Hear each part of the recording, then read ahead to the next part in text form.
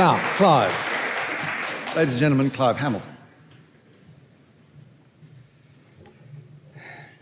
When I looked at the 20 or so Bill Henson photos on the Rosalind Oxley 9 Gallery website, just hours before they were taken down, I could immediately see that they were not pornographic. They struck me as artistic in intent and execution. The studies of the 13-year-old girl were confounding and discomforting, but she was not presented in a sexual context or as an object of normal sexual desire. It seemed to me, from the moment I heard of it, that the police intervention was a mistake, and that if a wrong had been done, a civil remedy would be fitting. However, deciding that the Henson photos are art rather than pornography does not end the ethical debate. There's a third, more nuanced position. As we at the Australia Institute discovered when we published in 2006 our report on corporate pedophilia, sex and children are a highly combustible mix, one rendered even more volatile by the relentless sexualisation of children by advertisers and the media over the last decade. The Henson exhibition cannot be isolated from an emergent social milieu in which children's maturation is increasingly drenched with erotic imagery and controlled by a commercial culture that exploits children by imposing on them adult forms of sexual desire and behaviour. Yet Henson and his defenders, including Julian here tonight, have reacted to the criticism as if the artistic merit of the works somehow quarantines them from these tensions. It's possible that in creating the images, the artist was not fully conscious of the changed context of childhood.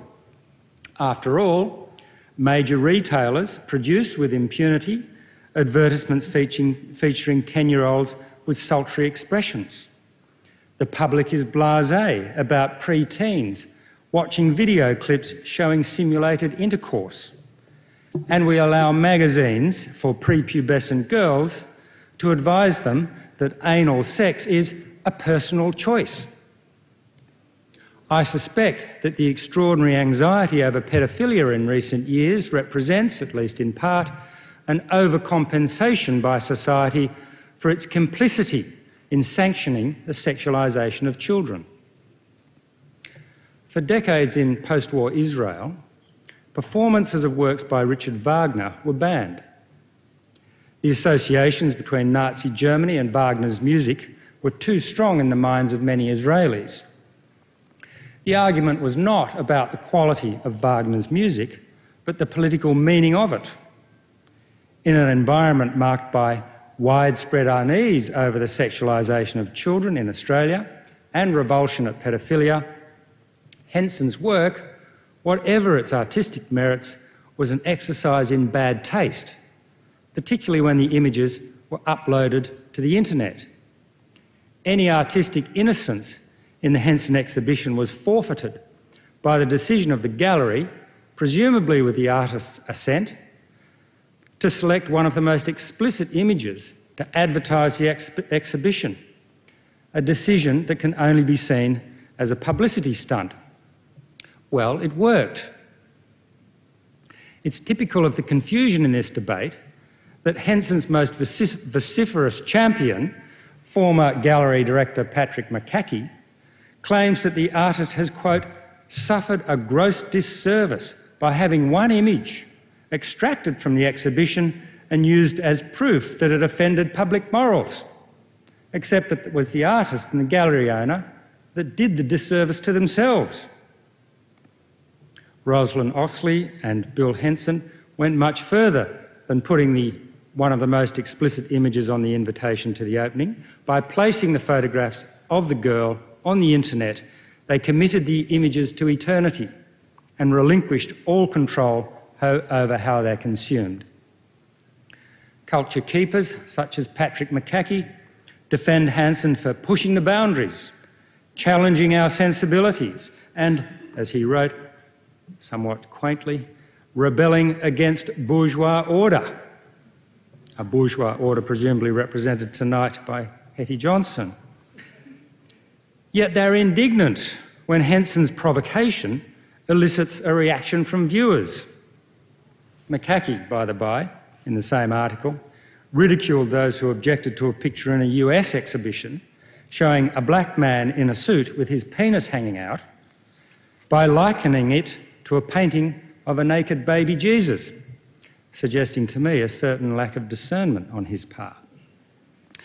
The truth is that artistic provocateurs expect us to keep our discomfort private, an unwritten rule that for years has caused some gallery goers to suppress their feelings about the creepiness of some of Henson's images. Yet when that disquiet is expressed in public, it's derided as moral atavism or bourgeois sensibility. It's the same put-down used by the porn industry's academic apologists, who argue that efforts to restrict porn are always, in the words of one, the puritanical repression of healthy sexuality. For them, healthy sexuality now encompasses multiple penetration, hair pulling, and facial ejaculation. Those who object to modern porn's brutalisation of sexual intimacy, including many authentic feminists, do no more than attempt to rescue the true meaning of liberation. I've said that Henson's images aren't pornographic, but they're only one artistic decision away from it. Call to mind the pictures that you would have seen reproduced, showing the girl's full body. And imagine that picture with one or two minor changes.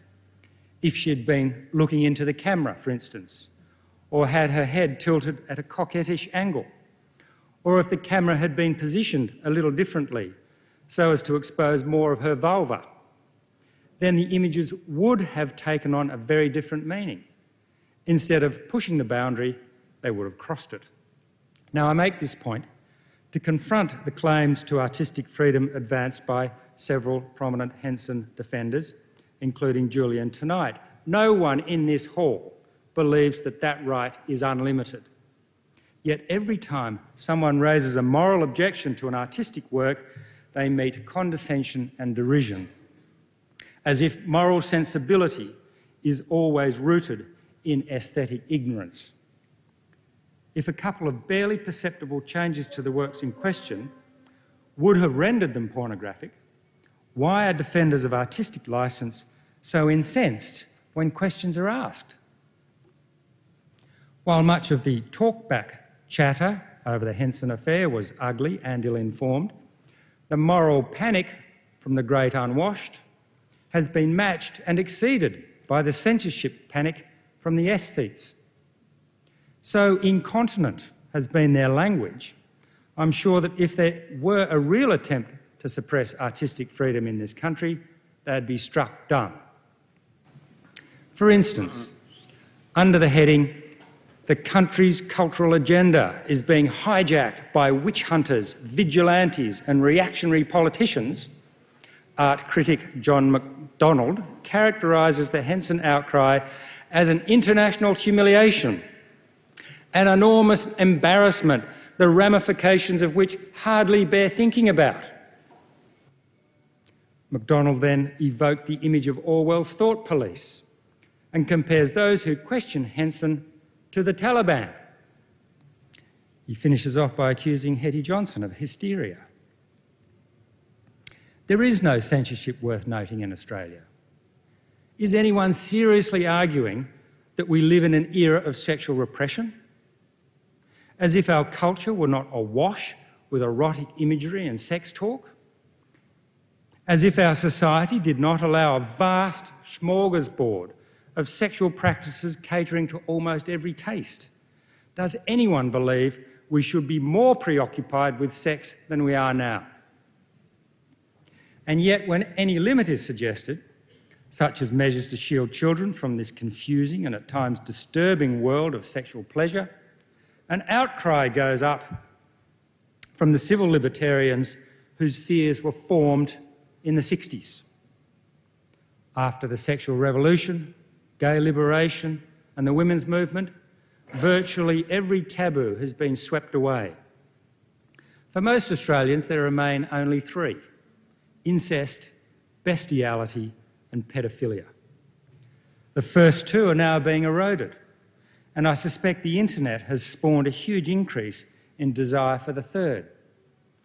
For those who want to push the sexual limits, these are the only ones left. I, for one, with all of my history of progressive advocacy, am willing to stand up and say, thus far and no more. Perversion is not subversion. The truth is that the avant-garde, who imagine themselves defying the rules of a repressive society, are trapped in the past, wrestling with the phantoms of Lady Chatterley's lover and Portnoy's complaint.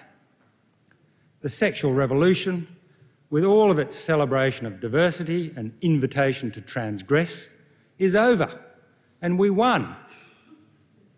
In fact, the boundaries have been pushed back so far that the world of adults and then the world of teenagers became overloaded with sexual freedoms and erotic imagery, to the point where the marketing culture has had to seek fresh pastures, finding them in children's untapped sexual possibilities. This is the new world we live in. The libertarian outpourings in support of Henson and artistic freedom are curiously obsolete. The power has shifted. Hegemony no longer lies with a reactionary conservative culture. It lies with the corporations and the culture makers in the media. Pushing the boundaries is now a marketing technique. The advertising industry must keep alive the image of the conservative moraliser in order to convince their target market that they still have something to rebel against. Transgression is passé. Subverting the dominant paradigm is old hat. The enemies of culture are not to be found in the brick veneers of the suburbs, but in the creative department of Saatchi & Saatchi.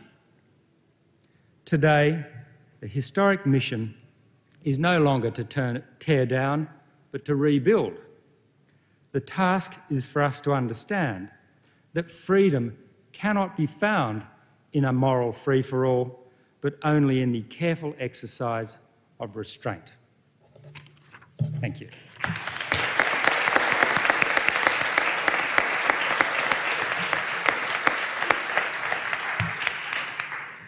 Thank you, Clive. Now we're going to run down the table with personal explanations and questions, starting with Ian and going down the table.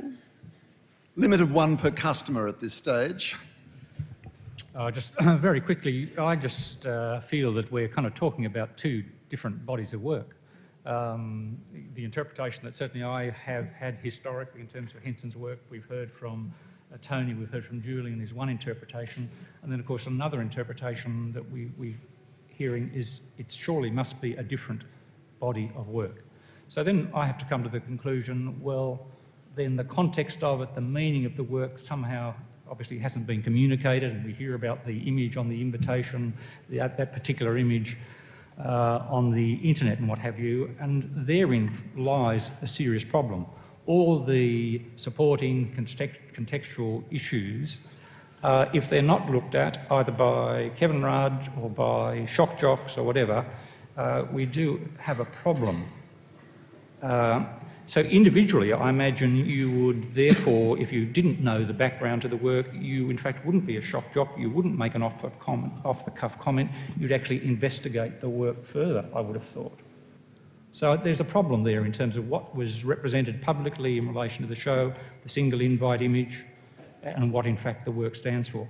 I'm going to make a second point if I can. In terms of Hetty's comments about the Inquisition, this really worries me in terms of whatever the group might be that comes together.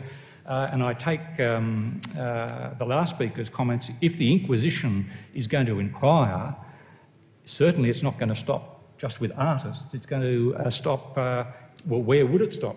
In terms of the entrepreneurial zeal of the whole range of people that you talked about. The concept of somehow a group of people inquiring into artist practice, setting standards and regulations, is fairly terrifying. And my point there would be, and it would go to the churches, it would go to the Catholic Church, they inquire everywhere, presumably, in terms of these practices. Ian, thanks. Tony? Yeah, probably starting with Clive, a misunderstanding and well, actually the wrong targets. Tony, grab a mic. Oh, sorry. Oh. Yeah, I think in Clive's address, we've identified the wrong targets and we've made a few sort of conceptual errors. It seems to me that when we're talking about pushing boundaries in contemporary art, we're talking about investigating the nature of representation. Bill Henson's work is principally about the way in which you make a photograph and how you make a photograph function in an art context. It's not about pushing moral boundaries. I don't think he's ever been remotely interested in that. And I think, generally speaking, our responsibility as artists is to push that boundary. And it's never old hat, because representation and its context is constantly changing. Artists are constantly asking the questions, what is it to make a particular kind of image, to use it in a particular way, to present it in a particular place? It's a continuing thing, and it's essential that it's a continuing thing.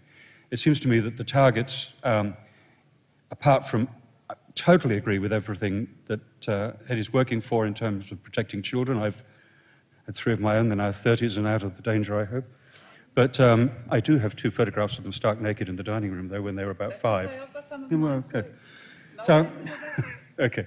No, but I think that one of the problems here, though, is that if, in order to prevent a few perverts from allowing 99% of us who are perfectly healthy in relation to our children to actually look at them and think how wonderful, then we're doing more of a disservice to everybody, including the adolescents, than we're doing any protection. And I think, and one of the, sorry, just going on briefly, that it seems to me that in the face of all this soft porn that's out there in the magazines in the name of commerce, if we're going to criticize that, which I think is the proper target, because that is sleazy and unpleasant, then a few respectful and thoughtful artistic explorations of adolescence are a force for good in our consideration of that and shouldn't be abolished. Thank you.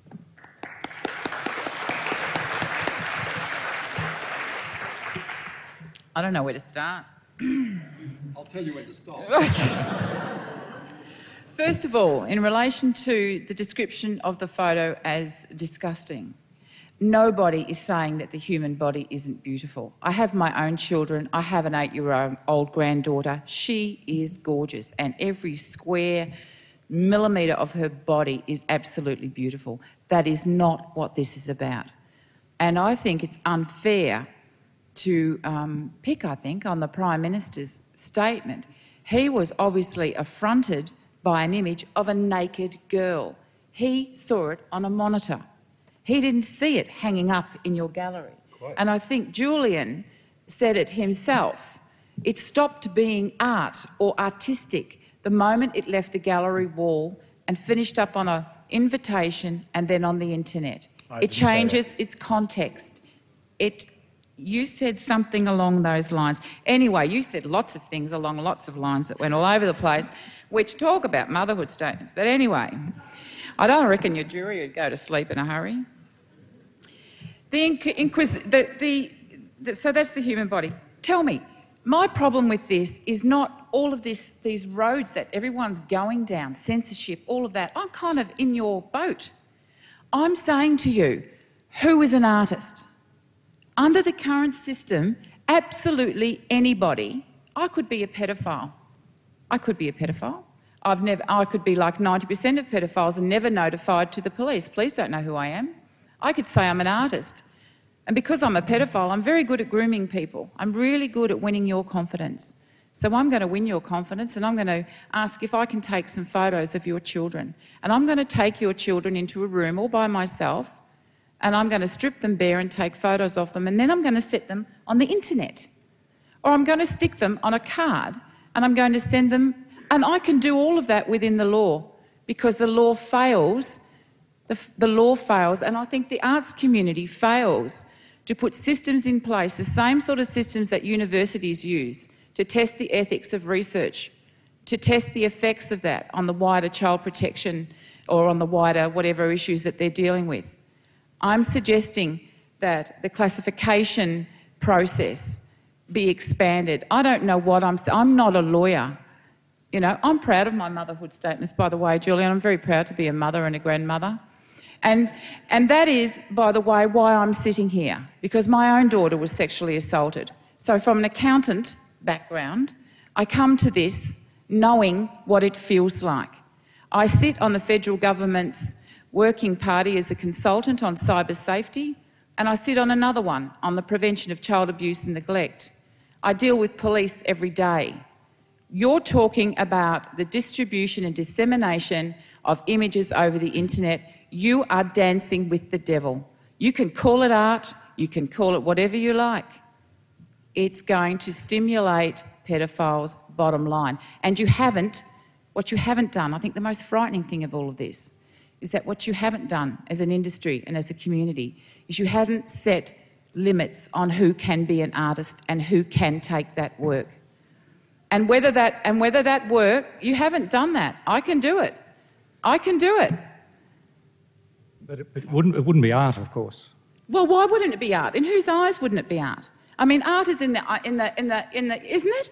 I mean, I hear, like even with, I disagree with these photos. I can see these photos are absolutely artistic. I can see the beauty that the arts community sees in these. But I see this as inappropriate. I don't see this affecting any change. I don't see this as a good. I don't see it as a bad. I don't even care if it happens. I'm saying to you that the process around how these images are taken and the process around who does what and when needs to be addressed, because you've left a can of worms wide open that will be exploited just in any other industry that has done the same thing. Okay, Hetty, Julian? Just a minor contradiction. Hetty was quoted on the 23rd of May saying he, hence Henson, has a tendency to depict children naked, and that is porn. Now, you did say a moment ago that you didn't think that I still naked consider children... it. And so when you photograph your children, that's also porn, I assume, by the same test. Well, I was talking about in a sexual context, was I not, Julian? Yeah. If you want to just quote me correctly. Well, you do it. That was just the words you said. A tendency to depict naked children naked, and that's porn. I'm telling you different now, so do you accept that? Okay. At the end of the day, these are images of naked young girls. That's illegal and it's inappropriate. Yes. That includes the kiddie photographs that you take round the fireplace. No, it doesn't. No one's ever What parent in their said right that. mind would allow their child to be photographed naked? I mean, yes, your by words. a stranger and hung up on a gallery wall and put over the internet. Now, there wouldn't be too many of them, Julian. Not what you said. Because you're reading breaks out Hold of on. media things. You know what it's like. You've My been turn. quoted in the media. Okay. No, but you can't just sit there and attack me and expect me not to respond. Everyone here who has had anything to do with the media, and the media here will know, you do an interview, you get grabbed. Just let me answer. I think this is a really aggressive approach and deserves a response. Well, Keep. I'm actually supporting, by your words, the point that I made before, which is that if there was any harm caused to these models, it was by statements like that. If you want to say they are taken out of context, it's a pity you didn't make yourself clearer at the time.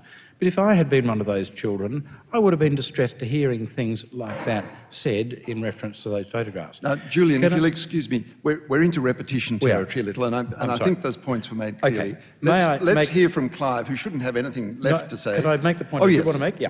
The point you want to make. Like some others, including Clive, I find some of Bill Henson's photographs disturbing. That does not mean they're pornography, and it does not mean that they should be censored by any technique.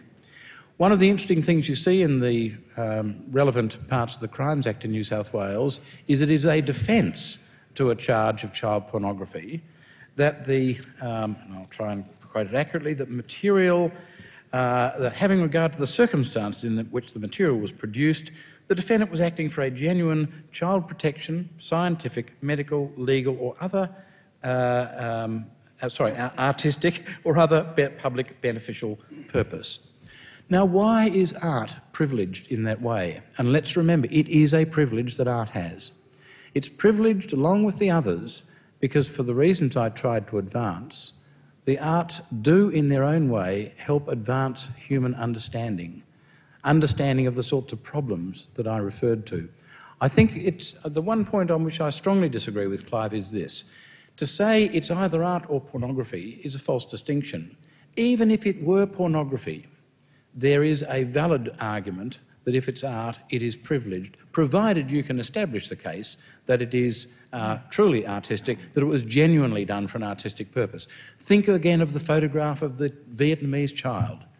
That would be an obscenity if it were not important to show the truth of the deeper obscenity of what was actually happening. I think that the artistic privilege is too easily put to one side. You really have to remember why it exists, and it is there essentially for a public benefit purpose, even though the benefit is sometimes hard to perceive immediately. It may just take 100 years before you notice it. Clive. Well, you know, I wish we lived in Julian's world where omniscient parents were perfectly able to make judgments about the impacts of activities on their children well into the future. But I know that we don't live in that world, because when we at the Australia Institute published our report on the sexualisation of children, and we picked out certain advertisements in which children, fully clothed, were shown pouting and having come hither looks and so on and so forth. Many of the parents of those children that we identified were deeply shocked and deeply offended, and I'm pretty confident there are large numbers of parents out there with kids who are models who are now much, much more careful about what they allow their children to do.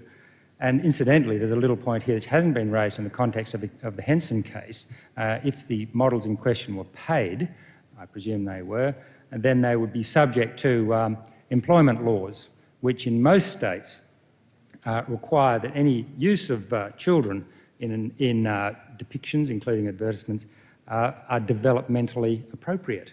So I wondered whether there was some oversight on the part of some regulators there. Which brings me to my last point, and that is that I really object to the sort of absolutist arguments we hear from the anti-censorship people.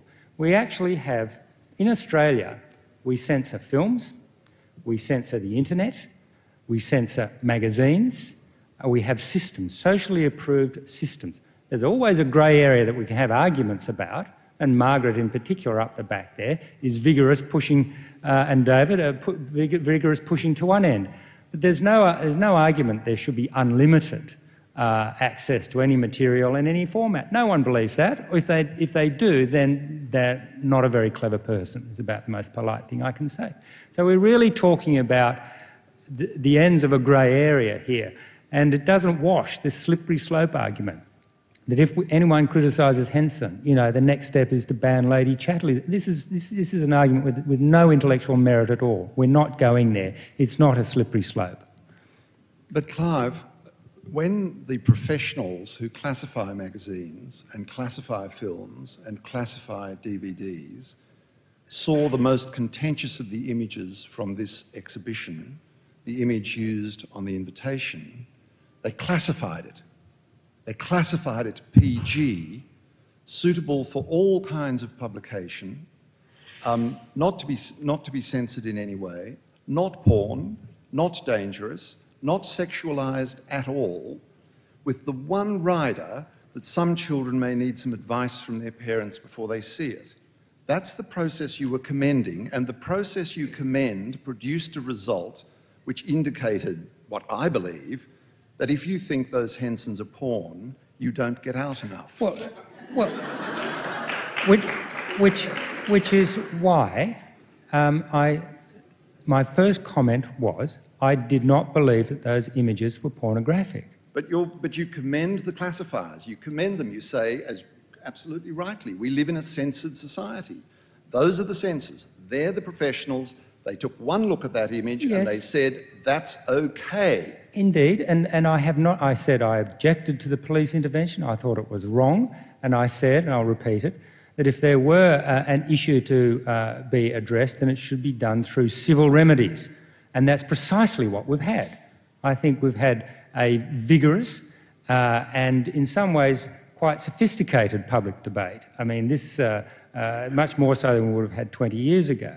And I think that a very powerful message has been sent, reflecting the state that society is now in.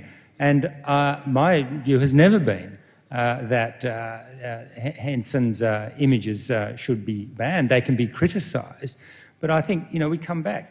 It was Ian who said context, context, context, and he was thinking of the context of a gallery where you can control the way people are exposed to it. And I think it was absolutely unforgivable of the gallery owners to put those images on the internet. Except, of course, that once they're all assessed by the professionals who you commend, they will range from G, general publication for anybody of any age, through to PG, suitable for any publication with perhaps a warning every now and again. But now look, the egomaniacs up here, despite my clearest possible directions, have run us a little out. Now we've got a half an hour for vigorous questioning.